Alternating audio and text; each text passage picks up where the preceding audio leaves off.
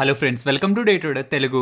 Good evening. Sensex 256 points gain అయ్యి 82,445 దగ్గర close అయితే నిఫ్టీ 100 పాయింట్స్ గెయిన్ అయ్యి 25,103 దగ్గర క్లోజ్ అయింది. వెరాస్ బ్యాంక్ నిఫ్టీ 261 పాయింట్స్ గెయిన్ అయ్యి 56,840 దగ్గర క్లోజ్ అయింది. ఇవాల్టి మార్కెట్ యొక్క price activity opening gap up and almost 25,116 వరకు వెళ్లి డే అంతా ఆ లెవెల్స్ బిలోనే కన్సాలిడేట్ అయ్యే ప్రయత్నం అయితే మార్కెట్ చేసింది. లాస్ట్ వీక్ మీరు మార్కెట్స్ ని అబ్జర్వ్ చేస్తే ఎంటైర్ వీక్ ఏదైతే గెయిన్ మార్కెట్ లో ఉందో అది కేవలం ఫ్రైడే కారణంగానే వచ్చింది. రీజన్ కూడా మీకు తెలుసు. ఆర్బీఐ ఒక rate cut 50 basis points rate కట్టే మార్కెట్ ని సర్ప్రైజ్ చేస్తే దాంతో పాటు 100 బేసిస్ పాయింట్స్ కి సంబంధించి క్యాష్ రిజర్వ్ రేషియోని కూడా కట్ చేస్తూ 3% కి సిఆర్ఆర్ ని తీసుకొస్తుండడం 250 లక్షల కోట్లు ఏదైతే ఎంటైర్ బ్యాంకింగ్ రిలేటెడ్ గా ఉన్న ఫండ్స్ ఉన్నాయో అందులో 1% దగ్గరగా ఇప్పుడు రిలీజ్ అవుతాయి కాబట్టి సుమారుగా 2,50,000 కోట్ల దగ్గరగా రిలీజ్ అవుతాయి కాబట్టి అది most of the banking and financial institutions కి మంచిదనేలా మీకు చాలా వరకు డేటా పాయింట్స్ ఫ్రైడేనే కనిపించుంటాయి. బట్ నేను ఫ్రైడే వీడియోలోనే చెప్పాను ఇది బ్యాంక్స్ కాదు ఇమీడియట్ గా ఎన్బిఎఫ్సిస్ కి, ఎందుకంటే వాళ్ళు లోన్స్ అధిక వడ్డీలను పెట్టి తెచ్చుకుంటారు అండ్ ఆర్బీఐ వడ్డీ రేట్లు కట్ చేస్తుంటే వాళ్ళు ఎక్కడి నుంచైతే అప్పు తెచ్చుకున్నారో ఆ రేట్లు కూడా పడతాయి. వాటికి ఇమీడియట్ పాజిటివ్. బట్ బ్యాంక్స్ కూడా స్లో అండ్ స్టడీగా కట్ చేసిన వడ్డీ రేట్లు అనేటివి బిజినెస్ లోకి ఇంక్లూడ్ అవుతాయి. వీటన్నిటి గురించి ఈ టాపిక్స్ ఏ బ్యాంక్స్ కి ఏ ఎన్బిఎఫ్సిస్ కి మంచిదనేది ఫ్రైడే వీడియోలోనే మనం క్లియర్ గా డిస్కస్ చేసుకోవడం జరిగింది. ఇక్కడ ఇవాల్టి వీడియోలో నేను ఒక ఇంపార్టెంట్ ఎలిమెంట్ ని మీ ముందుకు తీసుకురావాలనుకుంటున్నాను. అది యుఎస్ ఎక్సెప్షనలిజం. అంటే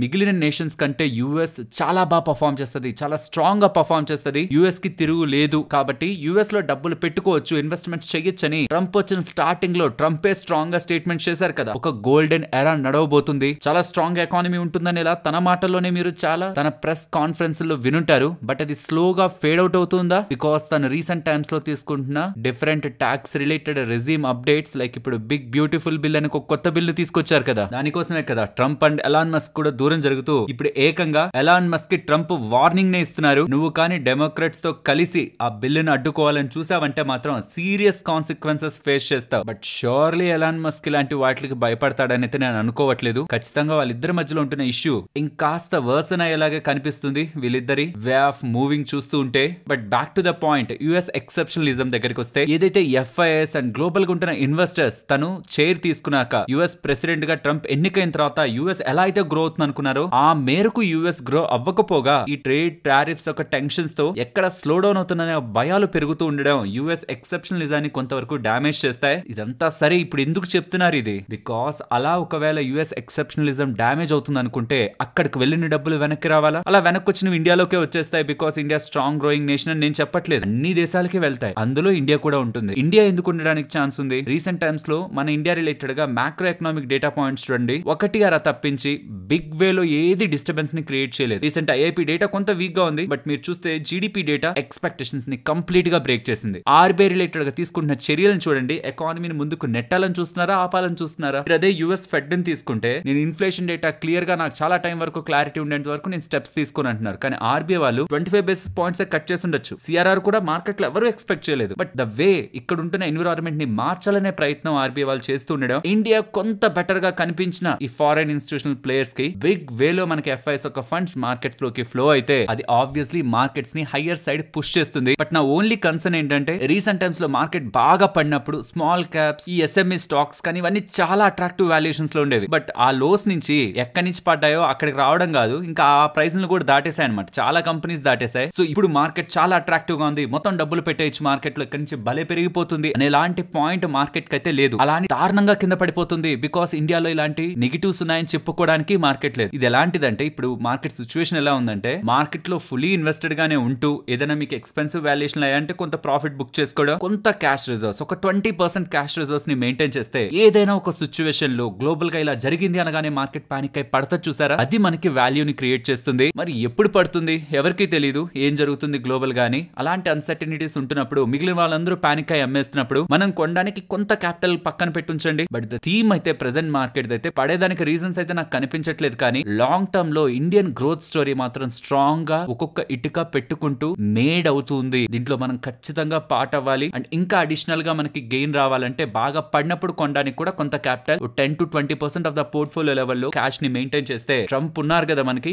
ఏదో ఒక పాయింట్ లో ఏదో ఒక అవకాశం ఇస్తారు, అప్పుడు కొనడానికి మంచి అవకాశం అయితే ఉంటుంది. Straight and simple, market long term లో పెరుగుతుంది. బట్ ఈ రీసెంట్ టైమ్స్ లో మార్కెట్ బాగా స్ట్రాంగ్ గా రికవర్ అవ్వడం కారణంగా చాలా వరకు small caps, stocks, mid cap and SME stocks కూడా బాగా రికవర్ అయిపోయాయి. చాలా కొన్ని పాకెట్స్ లోనే మనకు ఆపర్చునిటీ కనిపిస్తుంది. వాటి రిలేటెడ్ గా రీసెంట్ నెంబర్స్ వీక్ గా ఉండడమే దానికి ప్రధానమైన కారణం. కాబట్టి ఈ రీజన్స్ తో ఒకవేళ ఎఫ్ఐఎస్ అంటే ఎక్కువ ఎక్స్పెన్సివ్ ఉన్నాయి కదా చాలా వరకు పాకెట్స్, ఇప్పుడు ఎందుకులే డబ్బులు పెట్టడం వాళ్ళు ఆగినా సరే మార్కెట్స్ ఎప్పుడైనా స్ట్రాంగ్ గా పడతాయి చూసారా, అప్పుడు మార్కెట్స్ లో వీళ్ళు లోయర్ లెవెల్స్ లో పెద్ద మొత్తంలో కొనే అవకాశం కూడా ఉంటుంది. కాబట్టి in the near and next months FIs ఒక ఇన్ఫ్లోస్ మార్కెట్ లోకి మన మార్కెట్ లోకి వస్తాయనైతే నేను స్ట్రాంగ్ గా బిలీవ్ చేస్తున్నాను. సో ఇదర్ డబ్బులు ఉంటే మాత్రం కొంచెం పక్కన పెట్టుంచుకుంటే మాత్రం పడినప్పుడు కొనుక్కోవడం, లేకపోతే కామ్ గా మార్కెట్స్ వదిలేసి మన పనులు మనం చూసుకుంటా వెళ్ళిపోయినా ఓవర్ ద పీరియడ్ మన ఇండియన్ ఈక్విటీ మార్కెట్స్ గుడ్ వేలోనే మనకి లాభాలను అయితే ఇస్తాయి. బట్ నేను మన వాళ్ళ దగ్గర నుంచి ఎక్స్పెక్ట్ చేసే ఒకే ఒక్కటి, ఇటువంటి పరిస్థితుల్లోనూ మార్కెట్ పానిక్ అయినప్పుడు తొందరపడి అమ్మకండి. కావాలంటే ఇలాంటి పాయింట్స్ లో మంచిగా పెరుగుతున్నప్పుడు ప్రాఫిట్ లో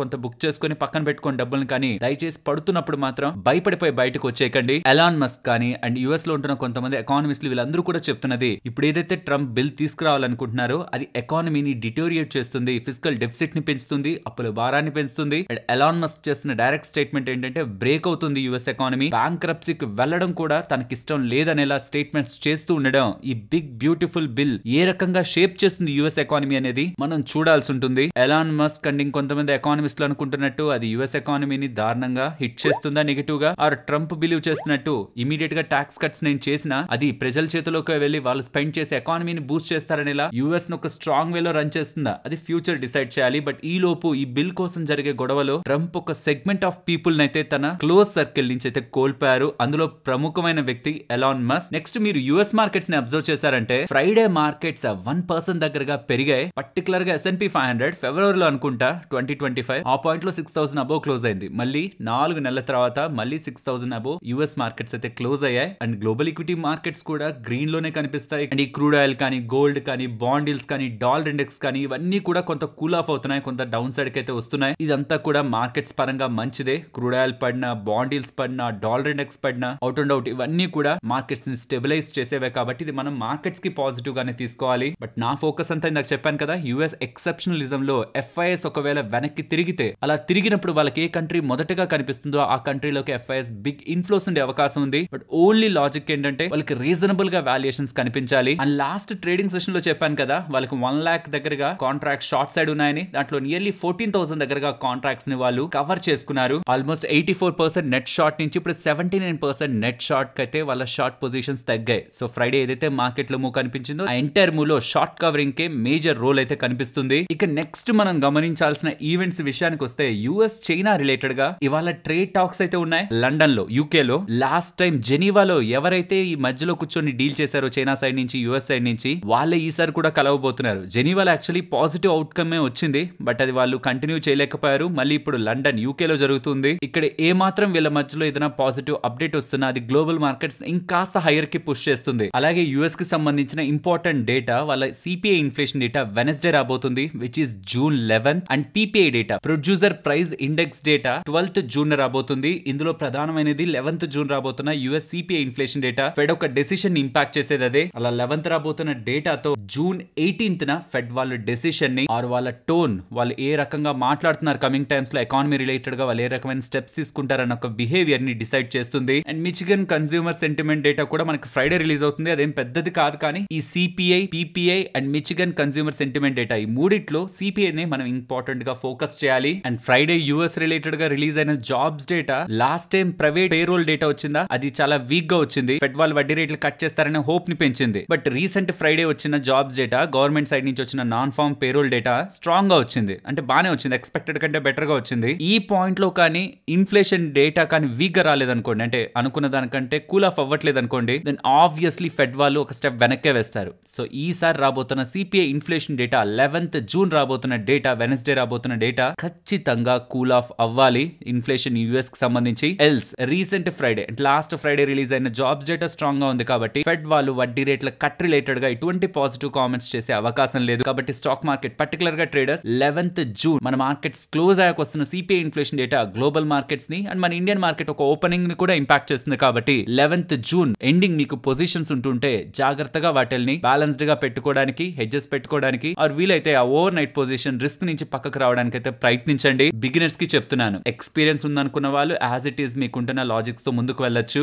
ఇఫ్ ఇన్ కేస్ అలా కాకుండా ఫెడ్ వాళ్ళు ఏమాత్రం చిన్న పాజిటివ్ కామెంట్స్ అయినా ఈ రేట్ కట్ రిలేటెడ్ గా చేస్తే నిఫ్టీ రిలేటెడ్ గా నెక్స్ట్ మనం ఎక్స్పెక్ట్ చేయగలిగే రెసిస్టెన్స్ 25,700, బ్యాంక్ నిఫ్టీ పరంగా అరౌండ్ 57,600. ఇవి major levels of resistance market కి నియర్ టర్మ్ లో. అంటే అన్ని బాగుండి పాజిటివ్ గా ఉండి మార్కెట్ పైకి వెళ్తున్నప్పుడు ఇది గుర్తుంచుకోండి, ఈ రెండు లెవెల్స్ నిఫ్టీ బ్యాంక్ నిఫ్టీ పరంగా ఉంటున్న నియర్ టర్మ్ రెసిస్టెన్స్. ఫ్రెండ్స్, ఇలా మార్కెట్ లో ఉంటున్న ఎంటైర్ డేటాను అనాలిసిస్ చేస్తూ కంటెంట్ మీ వరకు తీసుకురావడానికి మేము పెట్టిన ఎఫర్ట్స్ మీకు వాల్యుబుల్ గా అనిపిస్తూ ఉంటే మన వీడియోని తప్పకుండా లైక్ చేయండి. ఫ్రెండ్స్, న్యూస్ అప్డేట్స్ మాట్లాడుకునే ముందు చాలా ఇంపార్టెంట్ అప్డేట్. ఒకవేళ మీరు స్విగ్గీ జొమాటోలో కానీ ఫుడ్ ని ఆర్డర్ చేస్తూ ఉంటే చాలా బిగ్ చేంజ్ రాబోతుంది. జొమాటో స్విగ్గీ స్టాక్స్ హోల్డ్ చేసిన వాళ్ళు కూడా ఇది జాగ్రత్తగా అబ్జర్వ్ చేయాలి. ర్యాపిడో వాళ్ళు ఈ ఫుడ్ డెలివరీ సెగ్మెంట్ లోకి ఎంటర్ అవుతున్నట్టు అండ్ బెంగళూరులో పైలట్ ప్రాజెక్ట్ కూడా కమింగ్ వీక్ లో చేయబోతున్నట్లు అప్డేట్స్ అయితే కనిపిస్తున్నాయి. లాజిక్ చెప్తాను, పర్టికులర్ గా రెస్టారెంట్ ఇండస్ట్రీలో ఉంటున్న వాళ్ళు మీ కామెంట్స్ అయితే తప్పకుండా ఈ వీడియో కామెంట్ సెక్షన్ లో షేర్ చేయండి. ఇది వెరీ ఇంపార్టెంట్ అబ్జర్వేషన్. స్విగ్గీ జొమాటోలో ఇన్వెస్ట్మెంట్స్ చేసిన వాళ్ళకి ఇది బాగా హెల్ప్ అవుతుంది. నేను మీకు మొత్తం డేటాను ఎక్స్ప్లెయిన్ చేస్తాను. చివరిలో క్వశ్చన్ అడుగుతాను, మస్ట్ గా ఆన్సర్ చేయండి. స్విగ్గీ జొమాటోకి సంబంధించి పర్సెంటేజ్ ఆఫ్ కమిషన్ ఎంత కనిపిస్తుంది మనకి ఈ రెస్టారెంట్స్ మీద? 15 to 30% అబో దగ్గరగా కదా. కానీ ఇప్పుడు ర్యాపిడో వాళ్ళు ఏం చెప్తున్నారంటే ఫిక్స్డ్ ఫీ మోడల్ లో మనం వెళ్ళిపోదాం. 400 రూపాయలు ఆర్ బిలో ఆర్డర్ ఉంటే 25 రూపాయలు పే చేయండి, ఆర్ దానికంటే ఎక్కువ ఆర్డర్ ఉంటే 50 రూపీస్ పే చేయండి అంటున్నారు. సో చూస్తే 25 డివైడెడ్ బై 400 రఫ్లీ మనకి 6% వస్తుంది. అదే 400 అబో 50% అంటున్నారు కాబట్టి రఫ్ గా 6 to 13 to 14%, ఇంకా చెప్పాలంటే ఒక మాక్సిమం 15% కి మించి వాళ్ళు కమిషన్స్ రెస్టారెంట్స్ నుంచి తీసుకోరని ఎలా చెప్తున్నారు. వేరే స్విగ్గీ జొమాటోలోకి వచ్చేసరికి అది బేస్ అనమాట. 15% మినిమం కమిషన్ 30-31 కూడా వెళ్తుంది. అండ్ రెస్టారెంట్ పార్ట్నర్స్ ఇప్పటి వరకు ఫేస్ చేసే పెయిన్ ఏంటంటే వాళ్ళ ప్రమేయం లేకుండా డిస్కౌంట్స్ ఇచ్చేస్తారు. ఆ ప్రెషర్ కూడా ఆ పెయిన్ కూడా ఆ రెస్టారెంట్స్ వాళ్ళే భరించాలి. ఎక్కడ ఎవరు నష్టానికి బిజినెస్ చేయరు కదా. సో కాబట్టి రెస్టారెంట్స్ వాళ్ళు ఏం చేస్తారు, అధికమైన ధరల్ని ప్రొడక్ట్స్ కి పెట్టి అమ్ముతూ ఉంటారు. సో వీటన్నిటిని లూప్ హోల్స్ లా భావించిన ఈ ర్యాపిడో వాళ్ళు ఫిక్స్డ్ ఫీ మోడల్ లో మాకు 25 రూపాయలు ఇవ్వండి, 400 బిలో ఉంటే 400 అబో ఉంటే 50 రూపాయలు ఇవ్వండి. అండ్ రెస్టారెంట్ రిలేటెడ్ గా ప్రైజెస్ ని కూడా చూసుకొని పెట్టండి, మంచిగా తక్కువ ధరలోనే పెట్టండి. మీరు ఎలా అయితే అమ్ముతుంటారో అలా పెట్టారంటే వేరే ప్లాట్ఫామ్స్ నుంచి ఈ ప్లాట్ఫామ్ లోకి ఎక్కువ మంది వస్తారు. సో దట్ మాకు లాభమే అండ్ మేము కూడా మీ దగ్గర నుంచి ఎక్కువ చార్జ్ చేయం కాబట్టి అది మీకు లాభమే. ఇద్దరం కలిసి బిజినెస్ చేసుకుందాం. స్విగ్గీ జొమాటో రిలేటెడ్ గా మార్కెట్ షేర్ ని గెయిన్ అవుదాం అనే ఒక ప్రాసెస్ లో ర్యాపిడో వెళ్తున్నట్లయితే కనిపిస్తుంది. ఇప్పుడు రెస్టారెంట్స్ ఎవరైతే నడుపుతున్నారో స్విగ్గీ జొమాటో రిలేటెడ్ గా మీకు ఎవరైతే పార్ట్నర్షిప్స్ ఉంటుంటాయి ఒకటి ఇఫ్ ఇన్ కేస్ మీ దగ్గరికి ర్యాపిడో ఎగ్జిక్యూటివ్ ఎవరైనా వచ్చి ఈ సేమ్ బిజినెస్ మోడల్ ని మీకు ప్రపోజ్ చేస్తే మీరు ర్యాపిడోలో కూడా లిస్ట్ అవడానికి ప్రయత్నిస్తారా? లేదా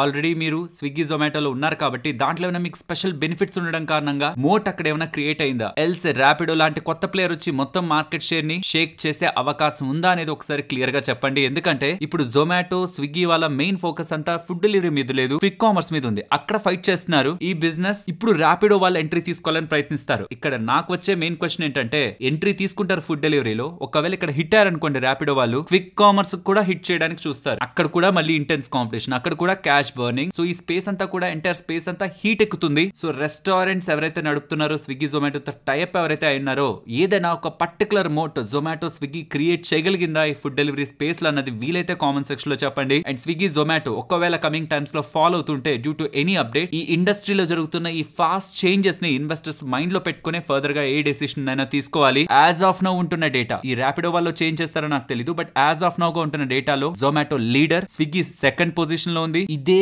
సెట్ లో వాళ్ళు గ్రో అయినా సరే డెఫినెట్లీ స్టాక్స్ మంచిగానే పెరుగుతాయి. బట్ ఇక్కడ పాయింట్ అంతా థర్డ్ ప్లేయర్ ఎంటర్ అయ్యి వీళ్ళిద్దరు మధ్యలో ఉంటున్న షేర్ ని లాక్కోవాలని ప్రయత్నిస్తే మాత్రం దట్ డెఫినెట్లీ హర్ట్ మార్జిన్స్. ఇప్పటికే వాళ్ళు రీసెంట్ నెంబర్స్ వీక్ గా పోస్ట్ చేసి నెక్స్ట్ నెంబర్స్ కూడా వీక్ గానే ఉంటాయి. బికాస్ క్విక్ కామర్స్ రిలేటెడ్ గా మేము హై స్పెండింగ్ తో వెళ్తున్నాం లేదా వాళ్ళ అగ్రెసివ్ బిజినెస్ ప్లాన్స్ గురించి మాట్లాడుతున్నప్పుడు విత్ దిస్ టూ కంపెనీస్ వాళ్ళిద్దరితో వాళ్ళే పోటీ పడి ఇలా బ్లీడ్ అవుతూ ఉంటే క్యాష్ ని third player, fourth player, fifth player ఈ మార్కెట్ షేర్ కోసం ప్రయత్నిస్తున్నప్పుడు వీళ్ళిద్దరు సస్టైన్ అవుతారు, వీళ్ళిద్దరు ఎక్కడికి వెళ్లరు. కానీ వాళ్ళతో పోటీ పడే ప్రయత్నంలో వీళ్ళెంత మార్కెట్ షేర్ ని లూజ్ అవుతారు అండ్ ఎంత క్యాష్ అడిషనల్ గా బర్న్ చేస్తారు, ఇంకెంత లాస్ వీళ్ళు ఎన్ని క్వార్టర్స్ వరకు మెయింటైన్ చేస్తారనేదే మార్కెట్ ఎక్స్పెక్ట్ చేస్తుంది. చూడాలి రెస్టారెంట్స్ ఎలా రిసీవ్ చేసుకుంటాయి. అండ్ ఈవెన్ యూజర్స్ కూడా ఇప్పటికే జొమాటో, స్విగ్గీ 2 యాప్లు ఇన్స్టాల్ చేసుకున్నారు. అండ్ ఇప్పుడు ర్యాపిడో ఆల్రెడీ ఇన్స్టాల్ చేసుకుంటే ఓకే, బట్ ఫుడ్ డెలివరీ కోసమే ర్యాపిడోని కూడా ఇన్స్టాల్ చేసుకుంటారా? Have to see. But once ఇది క్లిక్ అయిందంటే మాత్రం ర్యాపిడో రిలేటెడ్ గా ఒక major breakthrough and valuations పరంగా, బిజినెస్ పరంగా కూడా స్ట్రాంగ్ జంప్ అయితే మనకి ర్యాపిడో పరంగా కనిపిస్తుంది. ఏదనేది నెక్స్ట్ 6 months లో మనకు తేలుతుంది. మీ ఒపీనియన్స్ ఈ పర్టికులర్ టాపిక్ మీద కూడా వీలైతే కామెంట్ సెక్షన్ లో చెప్పండి. As a consumer and as a restaurant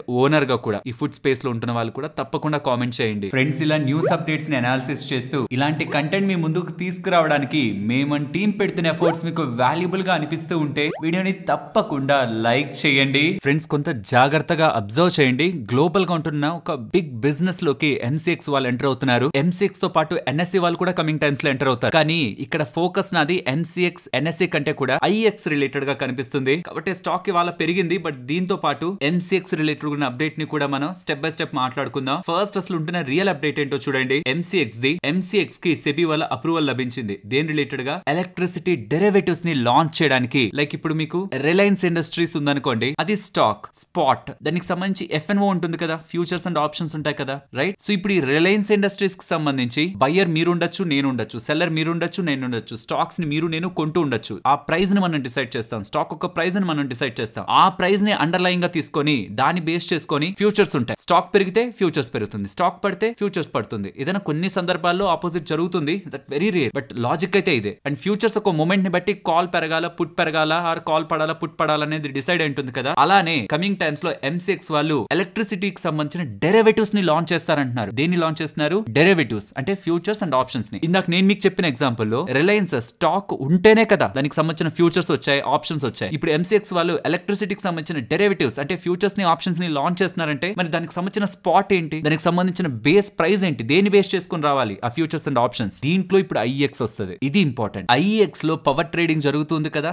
electricity పరంగా. దాంట్లో ఎంతైతే ప్రైస్ డిస్కవర్ అవుతుందో దాన్ని స్పాట్ ప్రైస్ గా తీసుకొని ఎంసీఎక్స్ వాళ్ళు దాన్ని బేస్ చేసుకొని ఫ్యూచర్స్ అండ్ ఆప్షన్స్ ని లాంచ్ చేయాలని అయితే అనుకుంటున్నారు. ఫ్రెండ్స్, గ్లోబల్ గా పవర్ రిలేటెడ్ గా చాలా మంచి మార్కెట్ ఉంది డెరివేటివ్స్ లో. సో ఇప్పుడు కానీ ఇది వస్తే మన ఇండియాలో కూడా చాలా వరకు కన్స్యూమర్స్ ఈ పవర్ రిలేటెడ్ గా ఈ ఫ్లక్చుయేషన్స్ తో బిజినెస్ ఇంపాక్ట్ అవుతుంది అనుకున్న వాళ్ళు హెడ్జింగ్ పర్పస్ కి దాన్ని బై చేస్తారు. ట్రేడింగ్ పర్పస్ కూడా ట్రేడర్స్ దాంట్లో వాలటైలిటీ కనిపించిందంటే ఎంటర్ అవుతారు. కాబట్టి ఎంసీఎక్స్ కదా లాభమే. కొత్త సెగ్మెంట్ ఎంటర్ అవుతుంటే ఎంసీఎక్స్ కదా లాభమే. బట్ ఇక్కడ ఏ పని చేయకుండా జస్ట్ డేటాని షేర్ చేయడం కారణంగా క్లీన్ గా బిజినెస్ చేసుకునేది IX. Because as per agreement with MCX, చూడండి వాళ్ళిద్దరి మధ్యలో ఉంటున్న అగ్రిమెంట్ ప్రకారం ఐఎక్స్ కి ఎంసీఎక్స్ ఎంతైతే సంపాదించుకుంటుందో రెవెన్యూ ఫీజ్, అందులో 10% ట్రాన్సాక్షన్ ఫీజ్ ని షేర్ చేయాలి ఎంసీఎక్స్ వాళ్ళు. సో ఇక్కడ ఐఎక్స్ ఏమైనా కష్టపడుతుందా? ఏమైనా కాంట్రాక్ట్స్ డిజైన్ చేయడంలో లేదు. ఎగ్జిస్టింగ్ ఉన్న డేటాని షేర్ చేస్తుంది ఎంసీఎక్స్ కి. ఇక్కడతో అయిపోవట్లేదు. లాస్ట్ మంత్ సెబీ ఎన్ఎస్సీ కూడా గ్రాంట్ చేసింది ఎలక్ట్రిసిటీ డెరివేటివ్స్ ని లాంచ్ చేయాలి. కాబట్టి ఎన్ఎస్సీ కూడా ఐఎక్స్ తో అగ్రిమెంట్ కుదుర్చుకునే అవకాశం కనిపిస్తుంది. ఇఫ్ ఇన్ కేస్ ఇక్కడ కూడా కుదిరింది అనుకోండి, ఎన్ఎస్సీ నుంచి బిజినెస్ ఐఎక్స్ కే వస్తుంది,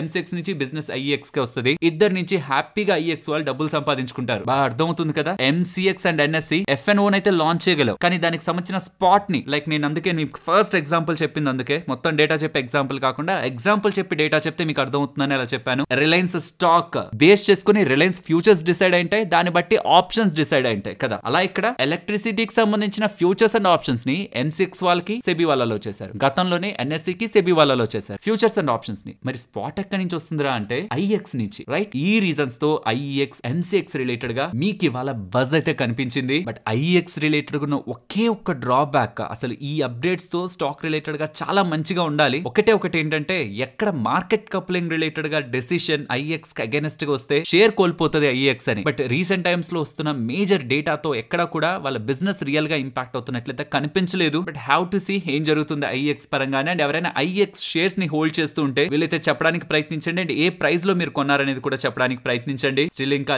లాస్ లో ఉన్నారా, కింద పడ్డప్పుడు ఏమైనా రీసెంట్ గా యాడ్ అయ్యారా, మన సబ్స్క్రైబర్స్ లో ఎక్కువగా ఉన్నారా ఐఎక్స్ అనేది నాకు కూడా అర్థమవుతుంది. చాలా టైం బ్యాక్ మన ఛానల్లో మాట్లాడుకున్నాం. బట్ ఒక పాయింట్ లో ఈ రెగ్యులేటరీ ఇష్యూస్ అన్ని వస్తున్నాయన్న పాయింట్ లో ఐఎక్స్ నుంచి బయటకు వస్తున్నానని కూడా వీడియో చేశాను. బట్ దాని తర్వాత నేను వస్తున్న పాయింట్ కంటే కూడా దాని తర్వాత వీళ్ళ బిజినెస్ చాలా బాగా డెవలప్ అయింది, కానీ స్టాక్ ప్రైస్ అనుకున్న దానికంటే బిలో వెళ్ళింది. అండ్ ఇప్పుడు కొంత ఇంట్రెస్టింగ్ అప్డేట్స్ స్టాక్ పరంగా ఎవాల్వ్ అవుతూ ఉన్నాయి. అండ్ ఐఎక్స్ ఇన్వెస్టర్స్ కి ఇంకొకసారి రిమైండ్ చేస్తున్నాను, ఎక్కువగా మాట్లాడుకునేది ఎలక్ట్రిసిటీ గురించే, కానీ వాళ్ళకి ఇండియన్ గ్యాస్ ఎక్స్చేంజ్ అని, ఇంటర్నేషనల్ కార్బన్ ఎక్స్చేంజ్ అని, కోల్ ఎక్స్చేంజ్ రిలేటెడ్ గా కూడా వాళ్ళు బిజినెస్ ని స్టార్ట్ చేయాలనుకుంటున్న వాళ్ళ ప్లాన్స్ ని కూడా రీసెంట్ టైమ్స్ లో వాళ్ళ ఇన్వెస్టర్స్ కి అయితే ప్రెజెంట్ చేశారు. వాళ్ళకి ఆల్రెడీ ఐజీఎక్స్ ఉంది, ఐసీఎక్స్ కూడా ఉంది. బట్ కోల్ ఎక్స్చేంజ్ కూడా కమింగ్ టైమ్స్ లో వస్తుంది అంటున్నారు. బట్ నాకైతే వేటి మీద కూడా పెద్దగా హోప్స్ లేవు. ఐఎక్స్ వాళ్ళ కోర్ బిజినెస్ మీదే హోప్స్ ఉన్నాయి, అండ్ వాళ్ళ గ్యాస్ ఎక్స్చేంజ్ మీద కొంత మేరకు ఉంది. కానీ international carbon exchange, coal exchange మీద అయితే యాజ్ ఆఫ్ నో నేను పెద్దగా ఎక్స్పెక్టేషన్స్ అయితే లేను. అండ్ వాళ్ళ ఎంటైర్ బిజినెస్ కూడా ఇక్కడ మీకు స్క్రీన్ మీద కనిపిస్తుంది. అపార్ట్ ఫ్రమ్ వాళ్ళ ఎలక్ట్రిసిటీ బిజినెస్ ఏవే ఉన్నాయి డైవర్సిఫికేషన్ లో అని. ఫ్రెండ్స్,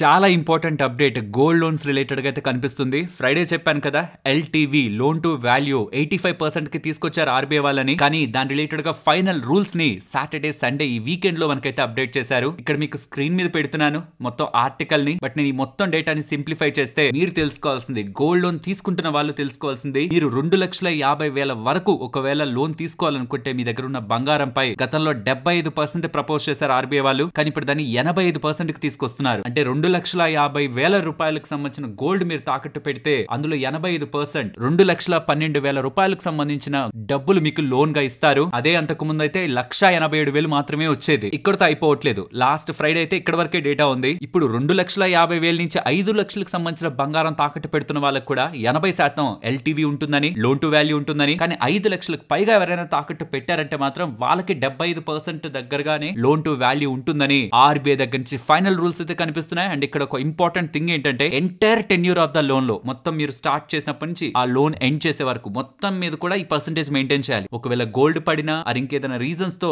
ఆ ఎల్టీవీ మారినా వెంటనే వాళ్ళు ఇన్ఫార్మ్ చేసి కస్టమర్ దగ్గర నుంచి ఆ రేషియోని మెయింటైన్ చేసేలా స్టెప్స్ అయితే తీసుకోవాలి.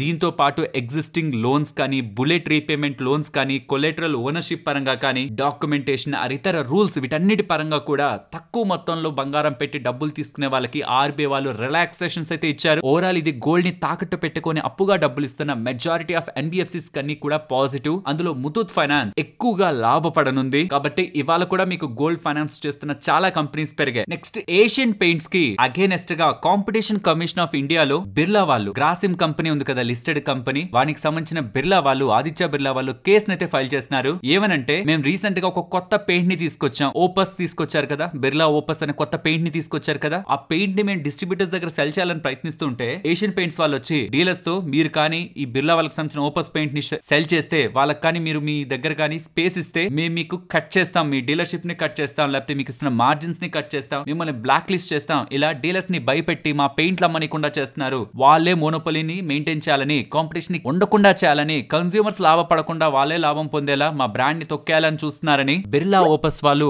కాంపిటీషన్ కమిషన్ ఆఫ్ ఇండియాలో కేసును అయితే ఫైల్ చేశారు. ఇదేం ఫస్ట్ టైం కాదు ఏషియన్ పెయింట్స్ కి. గతంలో మన సౌత్ నుంచి వచ్చిన చాలా పెయింట్ కంపెనీస్ కూడా ఫైల్ చేశాయి ఏషియన్ పెయింట్స్ వాళ్ళ మోనోపొలీ టాక్టిక్స్ ని. బట్ ఎక్కడ కూడా అక్కడ పెద్ద బిజినెస్ ఏషియన్ పెయింట్స్ కి పడలేదు. మరి చూడాలి ఇప్పుడు ఏకంగా బిర్లా వాళ్ళే వచ్చారు పోటీకి. ఈసారి Asian paints competition commission of India రూపంలో ఏ రకమైన హర్డిల్స్ ని ఎదుర్కొంటుందో చూడాలి. యాంటీ ట్రస్ట్ కంప్లైంట్ అయితే ఏషియన్ పెయింట్స్ కి అగేనెస్ట్ గా బిర్లా వాళ్ళు ఫైల్ చేసినట్లయితే కనిపిస్తుంది. నెక్స్ట్ సుజలాన్ గురించి మాట్లాడుకోవాలి. సుజలాన్ కి సంబంధించిన ప్రమోటర్ ఫ్యామిలీ అయిన తాంతి ఫ్యామిలీ వాళ్ళకి సంబంధించి నియర్లీ 20 కోట్ల షేర్లని అమ్మి ఇవాళ బ్లాక్ డీల్ లో అమ్మి 1300 కోట్ల దగ్గరగా రైజ్ చేశారని ఇలా అప్డేట్స్ అయితే కనిపిస్తున్నాయి. ప్రమోటర్స్ వాటా నమ్ముతున్నారంటే స్టాక్ పరంగా అది మంచిది కాదు కదా. బట్ రీసెంట్ గా వాళ్ళు చాలా స్ట్రాంగ్ నెంబర్స్ ని పోస్ట్ చేశారు. ప్రాబబుల్లీ ఈ రీజన్ తో ఈ అప్డేట్ వచ్చిన వెంటనే కూడా స్టాక్ లో ఒక బిగ్ ఫాల్ కూడా మనకు కనిపించలేదు. ఈవెన్ మార్నింగ్ కూడా మనకు ఒక కన్ఫర్మేషన్ ఓపెనింగ్ టైమ్ లోనే కనిపిస్తుంది. నియర్లీ 9 కి ఎగ్జాక్ట్ గా బ్లాక్ విండోలోనే 20 కోట్ల షేర్లు ట్రేడ్ అయినట్లు మనకు కనిపిస్తుంది. అండ్ ఇప్పుడు క్వశ్చన్ అంతా ఎందుకు అమ్మారు, ఆ డబ్బులతో ఏం చేయడానికి అమ్మారు? బట్ దానికంటే ఇంపార్టెంట్ క్వశ్చన్, వీళ్ళు అమ్ముతుంటే ఎవరు కొన్నారు? కొంటున్న వాళ్ళు కానీ బిగ్ ఇన్స్టిట్యూషనల్ ప్లేయర్స్ అనుకోండి, ప్రాబబుల్లీ వాళ్ళు కొనడానికే ప్రమోటర్స్ అమ్ముతున్నట్లు కూడా మనం అర్థం చేసుకోవచ్చు. ఏదైనా ఒక పర్టికులర్ కంపెనీలో వాటాని కొనాలంటే ఓపెన్ మార్కెట్ లో కొన్నారనుకోండి 20 కోట్ల షేర్లని, ఎక్కడికో వెళ్ళిపోతుంది. ఇంట్రెస్ట్ లేకపోతే ప్రమోటర్స్ తో మాట్లాడుకొని మీరు మీ వాటాను అమ్మారంటే మేము బ్లాక్ విండోలో పార్టిసిపేట్ చేసి కొంటాం అనేలా ఇంట్రెస్ట్ చూపించారనుకోండి, అలాంటి టైంలో కూడా ప్రమోటర్స్ అమ్మే ప్రయత్నం చేస్తూ ఉంటారు మోర్ ఇన్స్టిట్యూషన్స్ ని యాడ్ చేసుకోవడానికి. ఆ రీజన్స్ తో అమ్మారా మరి ఏంటనేది ఎవరు కొన్నారని తెలిసినప్పుడే అర్థమవుతుంది. కాబట్టి ఇవాళ end of the day NSE block deal bulk deal section లో అప్డేట్ అవుతున్న డేటా నేను రేపటి వీడియోలోనే మీకు షేర్ చేస్తాను. ఆర్ ఏదైనా వెరీ ఇంపార్టెంట్ నేమ్స్ ఉన్నాయనుకోండి వెంటనే కామెంట్ సెక్షన్ లో కూడా ఇచ్చేస్తాను, మీరు కామెంట్ సెక్షన్ లో కూడా చెక్ చేయొచ్చు. ఫ్రెండ్స్ ఇక్కడ మీరు స్క్రీన్ మీద జాగ్రత్తగా అబ్జర్వ్ చేయండి. గవర్నమెంట్ ఆఫ్ ఇండియా వాళ్ళు యాంటీ డంపింగ్ డ్యూటీని ఇన్సాల్యుబుల్ సల్ఫర్, చైనా నుంచి జపాన్ నుంచి వస్తున్న ఇన్సాల్యుబుల్ సల్ఫర్ ఇంపోర్ట్స్ పైన విధించారు. దీంతో పాటు విటమిన్ ఏ పాల్మిటేట్ రిలేటెడ్ గా కూడా China, Switzerland and European union నుంచి వస్తున్న ఇంపోర్ట్స్ పైన కూడా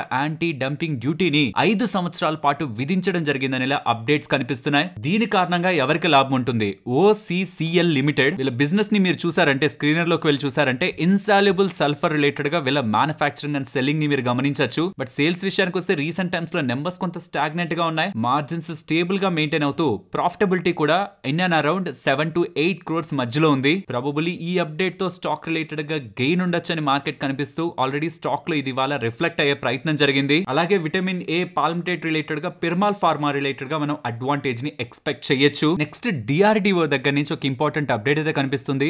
డిఆర్డిఓ అనేది R&D research and development ministry of defence under లో ఉంటుంది. ఈ డిఫెన్స్ రిలేటెడ్ గా ఏదైనా కొత్త టెక్నాలజీస్ ని వాళ్ళు డిజైన్ చేస్తూ ఉంటారు. డిజైన్ చేసి ఆ టెక్నాలజీ రిలేటెడ్ గా మ్యానుఫాక్చర్ చేయాలి కదా, జస్ట్ తెలుసుకుంటే సరిపోదు కదా. ఏదైనా మిసైల్స్ కానీ కొత్త ఎక్విప్మెంట్స్ ని కానీ వాళ్ళు రీసెర్చ్ చేసి ఆ టెక్నాలజీని కంపెనీస్ కి ట్రాన్స్ఫర్ చేస్తారు. అండ్ ఆ కంపెనీస్ వాటిని మ్యానుఫాక్చర్ చేసి లైక్ బిఈఎల్ కానీ బిఈఎంఎల్ కానీ Tata advanced systems, Bharat forge వీళ్ళందరూ కూడా వాటిని తయారు చేసి మన ఇండియన్ ఆర్మీకి అందించి వాళ్ళు లాభం పొందుతారు. వాళ్ళు బిజినెస్ చేస్తారు, బట్ అది మన ఇండియన్ ఇంటిగ్రిటీకి సంబంధించింది కాబట్టి డిఆర్డిఓ వాళ్ళ టెక్నాలజీని కంపెనీస్ కి ట్రాన్స్ఫర్ చేస్తుంది. అలా వాళ్ళు ఏ టెక్నాలజీస్ ని ఏ కంపెనీస్ కి ట్రాన్స్ఫర్ చేశారనేది ఇక్కడ మీరు స్క్రీన్ పాస్ చేసి చూసారంటే ఆ కంపెనీస్ లో బిఈఎల్ ఉంటుంది, భారత్ ఫోర్జ్ ఉంటుంది, బిఈఎంఎల్ ఉంటుంది, టాటా వాళ్ళకి సంబంధించి ఉంటుంది, అండ్ దాస్ హిటాచి లిమిటెడ్, ఇలా కొన్ని కంపెనీస్ యొక్క పేర్లు ఇక్కడ మనకి కనిపిస్తూ ఉంటాయి. సో రీసెంట్ టైమ్స్ లో జరిగిన ఈవెంట్ కారణంగా, ఆపరేషన్ సింధూర్ కారణంగా ఎలా మన డిఫెన్స్ క్యాపబిలిటీస్ ఉన్నాయనేది కూడా ప్రపంచానికి తెలిసింది. అండ్ స్ట్రాంగ్ గా డిఆర్డిఓ టెక్నాలజీని డెవలప్ చేస్తూ ఈ కంపెనీస్ కి ఇలా ట్రాన్స్ఫర్ చేస్తూ ఉండడం నాట్ ఓన్లీ ఇండియా, గ్లోబల్ గా డిఫెన్స్ రిలేటెడ్ గా మెగా ఆపర్చునిటీ అరైజ్ అయ్యే అవకాశం కూడా కనిపిస్తుంది. కానీ ప్రాబ్లం అంతా రీసెంట్ టైమ్స్ లో ఆ డిఫెన్స్ స్పేస్ బాగా రన్ అప్ అయింది. ఏ మాత్రం ఫాల్ మనకు అందులో కనిపిస్తున్నా అది మంచి వాల్యూ అవుతుంది. ఎల్స్ ఈ థీమ్ అంతా నెంబర్స్ లో రిఫ్లెక్ట్ అయ్యడానికి టైం తీసుకుంటుంది కదా. ఆ లోపు ఇన్వెస్టర్స్ ప్రైస్ రిలేటెడ్ గా రేంజ్ బోర్డ్నెస్ ఆర్ కొంత ఫాల్ అవుతుంటే ఇంపాక్ట్ అయ్యే అవకాశం ఉంది. ఇది ఒక్కటి ఇన్వెస్టర్స్ మైండ్ లో ఉంచుకోవాలి. ఆపర్చునిటీ పెద్దదే, బట్ స్టాక్స్ కూడా చాలా స్ట్రాంగ్ గా రన్ అప్ అయ్యాయి. బజాజ్ ఫైనాన్స్ షేర్స్ హోల్డ్ చేసిన వాళ్ళు ఇది జాగ్రత్తగా అబ్జర్వ్ చేయాలి. వాళ్ళు జూన్ 16th ని రికార్డ్ డేట్ గా పెట్టేశారు. స్టాక్ స్ప్లిట్ 1:2, బోనస్ షేర్స్ 4:1 అని చెప్పారు కదా. అంటే మీ దగ్గర ఒక స్టాక్ ఉందనుకోండి, 1:2 అంటే ఒక్కొక్క స్టాక్ 2 స్టాక్స్ అవుతుంది. ఇప్పుడు ఈ 2 స్టాక్స్ కాస్త 4:1 బోనస్ లో ఒక్కొక్క స్టాక్ 4 స్టాక్స్ అవ్వడంతో ఈ 2 స్టాక్స్ కాస్త 8 స్టాక్స్ అవుతాయి. చివరికి మీ దగ్గర ఉంటున్న ఒక స్టాక్ 10 స్టాక్స్ గా మారుతుంది. దీనికి రికార్డ్ డేట్ జూన్ 16th. దాని అర్థం అప్పటి వరకు ఎవరైతే ఈ స్టాక్స్ ని కొని వాళ్ళ డిమాట్ అకౌంట్ లో ఉంచుకొని ఉంటారో వాళ్ళకి ఈ బోనస్లు స్ప్లిట్లు అప్లికబుల్ అయి వాళ్ళకి కమింగ్ టైమ్స్ లో రిఫ్లెక్ట్ అవుతాయి. ఇంకా సింపుల్ గా చెప్పాలంటే 9,000 రూపాయల దగ్గరగా షేర్ ప్రైస్ ఉంది కదా బజాజ్ ఫైనాన్స్, అది కమింగ్ టైమ్స్ లో 900 రూపాయలుగా కనిపిస్తుంది మీకు. సో మీరు 9,000 రూపాయల దగ్గరగా ఉన్నప్పుడు ఈ స్టాక్ ని కొన్న వాళ్ళైతే ఒకేసారి మీకు స్టాక్ చాలా పడిపోయిందని పోర్ట్ఫోలియో కనిపిస్తుంది. కంగారు పడకండి. కమింగ్ టైమ్స్ లో ఆ స్ప్లిట్ అండ్ బోనస్ రిలేటెడ్ ఉన్న షేర్లు యాడ్ అయినప్పుడు మీకు సరిపోతుంది. 900 రూపాయలు మీకు కనిపించిన రోజు మీరు కొన్నారంటే మాత్రం వీటికి మనం అప్లికబుల్ కాదు, ఎందుకంటే అది ఆల్రెడీ డివైడ్ అయిపోయాక మనం కొంటున్నట్టు. కాబట్టి హోప్ మీకు లాజిక్ అర్థమైందని. మళ్ళీ ఇంకొకసారి రికార్డ్ డేట్ జూన్ 16. ఫ్రెండ్స్, చాలా ఇంపార్టెంట్ అప్డేట్. సైలెంట్ గా మార్కెట్ లో ఉంది, పెద్దగా ఏ స్టాక్స్ వీటి రిలేటెడ్ గా రియాక్ట్ అవ్వట్లేదు. కానీ దీని కారణంగా కొన్ని కంపెనీస్ కి అయితే లాభం. ఇక్కడ మీరు గమనించారంటే ఐఆర్డిఏ వాళ్ళు మోటార్ థర్డ్ పార్టీ ఇన్సూరెన్స్ ఉంటుందా, దాని ప్రైస్ నైతే పెంచడానికి ఆలోచిస్తున్నారు. నియర్లీ 18% దగ్గరగా పెంచడానికి, ఇంకా చెప్పాలంటే 20% దగ్గరగా కూడా, 18 నుంచి 20% దగ్గరగా కూడా హైక్ ఉండేదానికి ప్రాబబిలిటీ ఉందనేలా డేటా అయితే కనిపిస్తుంది. దీని కారణంగా కొన్ని ఇన్సూరెన్స్ కంపెనీలు పెరుగుతున్నాయని మనకు కనిపిస్తుంది కదా. కానీ ఇది బాగా అర్థం చేసుకోవాలి. ఒక్కసారి పెంచాక మళ్ళీ సంవత్సరం పెంచరు. ఇన్ఫాక్ట్ లాస్ట్ హైక్ వచ్చింది గత 6 సంవత్సరాల క్రితం. బట్ దీని కారణంగా general insurance companies, example go digit కానివ్వండి, ఐసిఐసిఐ లంబార్డ్ కానివ్వండి, అందులో మేజర్ గా అయితే ఐసిఐసిఐ లంబార్డ్ వాళ్ళకి అడిషనల్ అడ్వాంటేజ్ అయితే ఉంటది. బిగ్ ప్లేయర్స్ కి ఎక్కువ అడ్వాంటేజ్ ఉంటది. So general insurance companies coming times లో ఈ third party motor insurance hike కారణంగా వాళ్ళ కంబైన్డ్ రేషియోస్ ని అండ్ ఆర్ఓఈ అవుట్లుక్ ని కూడా ఇంప్రూవ్ చేసుకునే అవకాశం ఉంటుందన్న విషయాన్ని మనం గుర్తుంచుకోవాలి. నెక్స్ట్ ఆర్ఎన్ ప్రో వాళ్ళు $2.5 మిలియన్ కి సంబంధించిన ఐ క్యాష్ ప్రో డీల్ ని శ్రీలంక వాళ్ళతో కుదుర్చుకున్నారని శ్రీలంకన్ బ్యాంక్ క్లయింట్. ఇది ఒక సెకండ్ మేజర్ డీల్ అనమాట. శ్రీలంకకు సంబంధించిన బ్యాంక్ క్లయింట్ తో ఇది ఒక సెకండ్ మేజర్ డీల్. వీళ్ళకి సంబంధించిన ఐ క్యాష్ ప్రో ప్లాట్ఫామ్ ఉంది కదా, ఏఐ పవర్డ్ ది. దాంతో అక్కడ ఉంటున్న బ్యాంకింగ్ సిస్టమ్ ఒక growth and business opportunities related గా, cash management and transaction banking platform related గా ఈ AI powered I cash pro platform తో వాళ్ళకి సేవలను అందించి వీళ్ళు బిజినెస్ పొందనున్నారని అప్డేట్స్ అయితే చేశారు. నెక్స్ట్ గ్లెన్మార్క్ వాళ్ళు జానుబ్రూటినిబ్ రిలేటెడ్ గా లాంచ్ ని ఇండియాలో చేయబోతున్నారని. ఇది 5 బ్లడ్ క్యాన్సర్స్ ట్రీట్మెంట్ లో వాడే drug, like chronic lymphocytic leukaemia కానీ అండ్ ఆ బ్లడ్ క్యాన్సర్స్ ఏవేవి అనేది కూడా ఇక్కడ మీకు స్క్రీన్ మీద అయితే హైలైట్ చేశాను. ఈ డ్రగ్ ఒక లాంచ్ ఇండియాలో వీళ్ళు చేయబోతున్నారని, దీనికి సంబంధించి DGCI drugs controller general of India వాళ్ళ అప్రూవల్ కూడా లభించినట్లు గ్లెన్మార్క్ వాళ్ళైతే అప్డేట్ చేస్తున్నారు. ఎంటార్ టెక్నాలజీస్ వాళ్ళకి 19 crore 20 lakhs విలువ చేసే order clean energy and aerospace దగ్గర నుంచి లభించిందని. అది ఎక్కడి నుంచి వచ్చింది, వీళ్ళ మేజర్ క్లయింట్ అనే బ్లూమ్ ఎనర్జీ ఉంది కదా, వాళ్ళ దగ్గర నుంచి, ఇస్రో దగ్గర నుంచి వచ్చినట్టు అప్డేట్స్ చేస్తున్నారు. అందులో క్లీన్ ఎనర్జీ పరంగా 17 crore 80 lakh order and aerospace పరంగా 1 crore 40 lakh ఆర్డర్ వచ్చిందని చెప్తున్నారు. అలాగే కల్పతరు ప్రాజెక్ట్స్ వాళ్ళకు కూడా 3,789 crore విలువ చేసే న్యూ ఆర్డర్స్ లభించాయని, వాళ్ళ power transmission and distribution space లో వీళ్ళు స్ట్రాంగ్ గా గ్రో అవుతున్నట్లు అప్డేట్స్ అయితే చేస్తున్నారు. ఫ్రెండ్స్, 1996 నుంచి హెచ్డిఎఫ్సి బ్యాంక్ లో ఉంటూ ప్రెసెంట్ ఎండి అండ్ సిఇఓ గా ఉంటున్న శశిధర్ జగదీశన్ గారిపై ముంబైకి సంబంధించిన లీలావతి హాస్పిటల్ ఉందా, వినే ఉంటారు పేరు. దానికి సంబంధించిన ట్రస్ట్, అది మేనేజ్ చేస్తున్న ట్రస్ట్ వాళ్ళు సీరియస్ అలిగేషన్స్ అయితే చేశారు. తను ఫ్రాడ్ చేశారని, ఫైనాన్షియల్ ఫ్రాడ్ చేశారని, దీని మీద చాలా స్ట్రాంగ్ అలిగేషన్స్ చేయడం జరిగింది. దీనికి హెచ్డిఎఫ్సి బ్యాంక్ వాళ్ళు సమాధానం ఇస్తూ వాళ్ళ ఎండి అండ్ సిఇఓ పై అలాంటి స్టేట్మెంట్స్ చేస్తారా అని లీలావతి కృతిలాల్ మెడికల్ ట్రస్ట్ పై, మెహతా ఫ్యామిలీకి సంబంధించిన ట్రస్ట్ పై ఎఫ్ఐఆర్ ని నమోదు చేస్తూ వాళ్ళు కట్టాల్సిన 65,22,00,000కి సంబంధించిన డబ్బుల్ని అవాయిడ్ చేయడానికి ఇలాంటి స్టేట్మెంట్స్ చేస్తున్నారని, దీనికి సంబంధించిన తగు చర్యలు హెచ్డిఎఫ్సి బ్యాంక్ లీగల్ గా తీసుకుంటుందనేలా అప్డేట్స్ అయితే చేస్తున్నారు. సో వాళ్ళు ఫైనాన్షియల్ గా చేయాల్సిన పేమెంట్స్ ని గతంలో కూడా 2004లోనే రికవరీ సర్టిఫికేట్ ఉంటున్నా ఇప్పటి వరకు దాన్ని హానర్ చేయలేదని, దానికి బదులుగా మా మీద ప్రతీకారంతో ఇలానే మా ఎండి అండ్ సిఓ మీద ఇలాంటి వర్స్ట్ స్టేట్మెంట్స్ చేస్తున్నారనేలా హెచ్డిఎఫ్సి బ్యాంక్ అయితే బదులు ఇచ్చింది. అండ్ ఆ స్టేట్మెంట్స్ ని కూడా మార్కెట్ నమ్మింది కాబట్టి స్టాక్ వాళ్ళేం పడలేదు. నెక్స్ట్ ఇన్ఫోసిస్ రిలేటెడ్ గా గతంలో 32,403 కోట్ల దగ్గరగా ఐజీఎస్టీ ఇన్వాయిస్ అంటే వీళ్ళు కట్టాలనేలా ఐజీఎస్టీ ఇన్వాయిస్ కాదు ఐజీఎస్టీ నోటీస్ వచ్చింది కదా, ప్రీ షోకాజ్ నోటీస్, దాన్ని ఇప్పుడు క్లోజ్ చేస్తున్నట్టు జిఎస్టీ వాళ్ళైతే అప్డేట్ చేశారు, which is very good news for Infosys. All proceedings గతంలో వాళ్ళ రిలేటెడ్ గా ఉంటున్న ఐజీఎస్టీ పరంగా ప్రెసెంట్ అంతా క్లోజ్ అవుతున్నట్టే. నెక్స్ట్ సిల్చార్ టెక్నాలజీస్ గురించి మాట్లాడుకోవాలి. వీళ్ళు బోనస్ ని 1:2 రేషియోలో అప్రూవ్ అయితే చేశారు అండ్ దానికి రికార్డ్ డేట్ 6th జూన్ అని కూడా చెప్తున్నారు. 1:2 బోనస్ అంటే ఎవరెవరి దగ్గర అయితే 2 షేర్స్ ఉంటాయో వాళ్ళకి 1 ఫ్రీ షేర్ కంపెనీ ఇస్తుంది. నెక్స్ట్ ఒలెక్ట్రా గ్రీన్ టెక్ గురించి మాట్లాడుకోవాలి. ఈ కంపెనీ ఒక chairman and managing director KV Pradeep గారు రిజైన్ చేసినట్లు, అది పర్సనల్ రీజన్స్ తో రిజిగ్నేషన్ చేసినట్లు అప్డేట్స్ అయితే చేస్తున్నారు. మరొక ఇంట్రెస్టింగ్ వీడియోతో మళ్ళీ మీ ముందుకు వస్తాను. అంతవరకు టేక్ కేర్, జై హింద్.